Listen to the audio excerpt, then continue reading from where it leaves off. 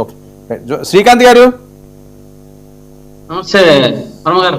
సరే, ఏంటి ఏపీలో ఏం జరుగుతుంది? వాళ్ళు మేము పత్తులతో హ్యాపీగా ఉన్నాం, మేము అలా ముందుకు సాగుతాం అంటున్నారు. మరొక వైపు కాపు వర్సెస్ రెడ్డి, ఇది చాలా ఎక్కువగా వస్తున్నది. ఏదైనా సరే కూటమిని విచ్ఛిన్నం చేసే ఆలోచనలో కుట్రలు పన్నుతున్నారు వాళ్ళ మీద అన్నది వాళ్ళ అభియోగం. ఓకే, మొదటిగా మీకు ప్యానల్లో ఉన్న పెద్దలకి అందరికీ కూడా శుభ సాయంకాలం. ఒకటి వర్మ గారు, జగన్ గారు కానీ మన బీజేపీతో కానీ మా మధ్య పొత్తు లేదు, పగ లేదు. మాకేం పొత్తులు లేవు, పగలేదు. ఇంతకుముందు మన వంశీ చెప్పాడు రాజశేఖర రెడ్డి గారు పొత్తు పెట్టుకున్నారని. వీళ్ళకు కొంచెం కూడా మాట్లాడే ముందు ఏం మాట్లాడుతా ఉన్నారని అర్థం కాదు. అది కేంద్ర పార్టీలు అవి, ఇవి మన రాష్ట్ర పార్టీలు ఇవి. దీంట్లో పొత్తు గురించి మాట్లాడుతుంటే రాజశేఖర రెడ్డి గారు ఉన్నప్పుడు కాంగ్రెస్ తో ఉన్నారు, అది కేంద్రం, అది అది అటువంటి పెద్ద పార్టీ సముద్రం. దాంట్లో రాజశేఖర రెడ్డి గారు ఒక రాష్ట్రానికి ముఖ్యమంత్రి లీడర్ గా ఉండినారు. కేంద్రం ఏ నిర్ణయం తీసుకుంటే అది తీసుకోవాలి.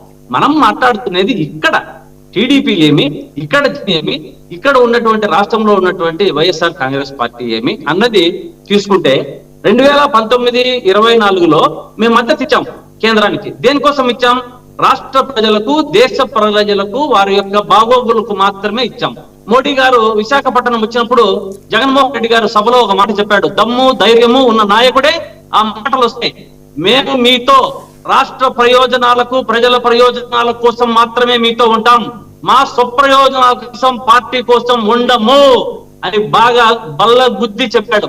అటువంటి చెప్పే యోగ్యత ఎవరికి, మిగతా పార్టీలకు ఎవరికి లేవని తెలియజేస్తున్నా.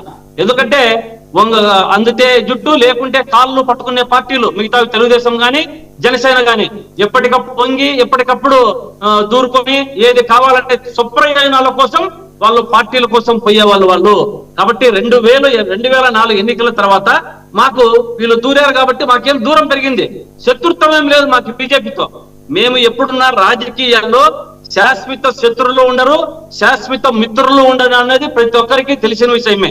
ప్రతి రాజకీయంగా చిన్న వంశీ కూడా ప్రతి ఒక్కరికి కూడా తెలిసినమే. కానీ బీజేపీ పార్టీ ఏం చేస్తుంది తెలుసా? సహజీవనానికి ఒప్పుకుంటుంది కానీ పెళ్లి చేసుకునే దానికి ఒప్పుకోదు ఆ పార్టీ ఎవరిని కూడా.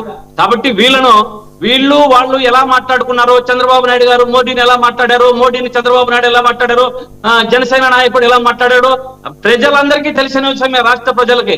వీళ్ళకు కొత్తగా మనం చెప్పాల్సిన పని లేదు, ఏమి చేయాల్సిన పని లేదు. ఎందుకంటే వీళ్ళు దేనికోసం ఏ ఎండకు ఆ గొడుగు, ఏ వానకు ఆ గొడుగు పట్టే పార్టీలు ఈ రెండు అన్నది రాష్ట్ర ప్రజలందరికీ సుస్పష్టంగా తెలుసు. కాబట్టి దీని గురించి జగన్ గారు మన వైసీపీ పార్టీలో ఉన్నప్పుడు మోడీ గారితో ఏం తీసుకొచ్చారు? మన పోలవరాన్ని తీసుకొచ్చారు, రేషన్ బియ్యానికి అయితేనేమి, విద్యకి అయితేనేమి, వైద్యానికి అయితేనేమి నిధులు తేగలిగారు. కానీ గతంలో టీడీపీ పార్టీలో ఉన్నప్పుడు వీళ్ళు చంద్రబాబు నాయుడు గారికి, మోడీకి సరిపోక ఒక్క నిధులు తేలేదు, రాష్ట్రాన్ని అధోగతి పాలు చేసి